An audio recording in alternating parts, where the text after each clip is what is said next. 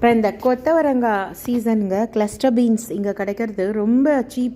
அதாவது ரொம்ப பிஞ்சாக எடுத்துக்கணும், ரொம்ப டைனியாக நல்ல முத்தல் இல்லாமல் பொடி பொடியாக நறுக்கி 1 கிலோ வாங்கி நறுக்கி வச்சிட்டோன்னா பருப்புசிலி கூட்டு கறி 3 சேர்த்து பண்ணிடலாம். நம்ம பொடி பொடியாக நறுக்கின அந்த 1 கிலோ கொத்தவரங்காயில் நம்ம 1/2 கிலோவுக்கு கம்மியாக எடுத்திருக்கோம்.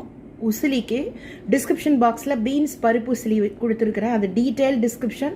பீன்ஸுக்கு பதிலாக அந்த கொத்தவரங்காய் கிளஸ்டர் பீன்ஸை வந்து ரீப்ளேஸ் பண்ணுங்கள். இவ்வளோ பொடியாக இருக்கணும். இது 1 ஸ்பூன் எண்ணெயில் நல்லா வதக்கிட்டு உப்பு போட்டு தண்ணி விட்டு நல்லா வேக வச்சு எடுத்து வச்சுருக்கேன்.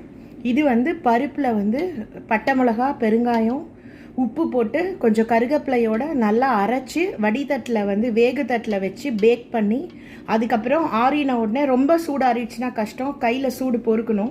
இதை பொடி பொடியாக உதிர்த்து வச்சுருக்கேன். தாளிக்கிறதுக்கு வந்து கடுகு, அப்புறம் உளுத்தம்பருப்பு, பெருங்காயம், எண்ணெய், மஞ்சப்பொடி, உப்பு வேண்டாம், ஏன்னா இது ரெண்டுத்துலேயுமே உப்பு போட்டு வேக வச்சுருக்கோம். ஸோ உப்பு வேணா போட்டுக்கலாம்.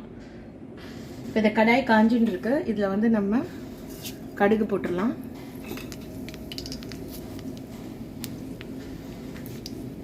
பெருங்காயம் போட்டுக்கலாம்.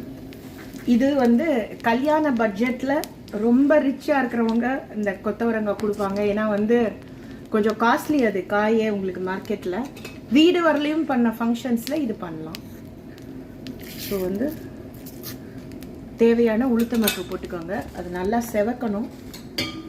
செவந்த காட்டி நம்ம வந்து இந்த பருப்பு உசிலிச்சதை மஞ்சப்பொடி போட்டு பருப்பு உசிலிச்சதை போட்டு நல்லா வந்து ரோஸ்ட் ஆனவுடனே கொத்தவரங்காவை போட்டு இறக்க போகிறோம். ரொம்ப அருமையாக இருக்கும், ட்ரை பண்ணுங்கள். க்ரீன் வெஜிடபிள்ஸ் வந்து மேக்ஸிமம் சேர்த்துக்கோங்க. இது ப்ரோட்டீன் ரிச் ஒரு கறி இது. ஏன்னா வந்து பருப்பு ரிச் இன் ப்ரோட்டீன்ஸு, இது வந்து வெஜிடபிள்ஸ் ரிச் இன் மினரல்ஸ். ரெண்டும் சேர்ந்துன்னா நல்ல காம்பினேஷன். குழந்தைங்களுக்கு நீங்கள் சாப்பிட்டீங்கன்னா ரைஸ் அவாய்ட் பண்ணிவிடுங்க, கம்மியாக்கிடுங்க ரைஸு. இது வந்து மஞ்சப்பொடி நல்லா எண்ணெயில் வறுக்கணும். வறுத்தப்புறம் நம்ம பருப்பு போட்டுக்கலாம். நிறையா ஆயில் போட்டுறாதீங்க, அப்புறம் சொதன்னு களி மாரி ஆகிடும். அது உதிரியாக இருக்கணும். அதான் உசிலிக்கிறதுனா உதிர்க்கிறதுன்னு அர்த்தம் தமிழில்.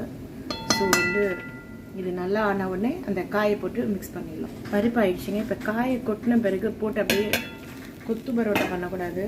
இந்த தோசை திருப்பியால் அப்படியே ஜென்டலாக ஃப்ளிப் பண்ணணும். ஃப்ளிப்னா திருப்பது. இந்த குவிக் வெர்ஷன் ஆஃப் கொத்தவரங்காய் பருப்பு உசிலி பார்த்துடலாம்.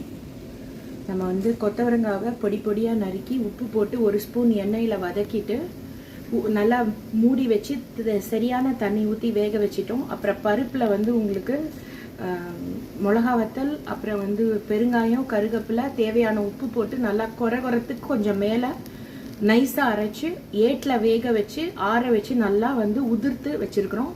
அப்புறம் கடாயில் தேங்காய் எண்ணெய் போட்டு பெருங்காயம், கடுகு, உளுத்தம்பருப்பு தாளிச்சிட்டு அதில் மஞ்சப்பொடி போட்டு உதுத்த பருப்பை போட்டு பருப்பு கொஞ்சம் லைட்டாக செட் ஆன உடனே ரோஸ்ட் ஆன உடனே அதில் வெந்த கறிகாயை போட்டு ஜென்டிலாக ஃப்ளிப் பண்ணி இறக்கிட்டிங்கன்னா கொத்தவரங்காய் பருப்பு உசிலி ரெடி.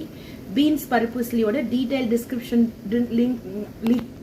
லிங்க் வந்து டிஸ்கிரிப்ஷன் பாக்ஸில் இருக்குது. அதை பார்த்து அதே மெத்தடில் பீன்ஸுக்கு பதிலாக கொத்தவரங்காய் ரீப்ளேஸ் பண்ணால் ரொம்ப சுவையான பருப்பு உசிலி ரெடி. ஸோ இது வந்து பார்க்கும்போது நீங்கள் பரிமாறும்போது உதிரியாக இருக்கணும் இலையில். இதான் பக்கா கல்யாண பருப்பு உசிலி. ட்ரை பண்ணுங்கள். இது வரையும் பிரியம் மகேஷ் கிச்சன். சப்ஸ்கிரைப் பண்ணலைன்னா லைக் பண்ணுங்கள், ஷேர் பண்ணுங்கள், சப்ஸ்கிரைப் பண்ணுங்கள். அன்புடன் உங்கள் பிரியா மகேஷ். நன்றி, வணக்கம்.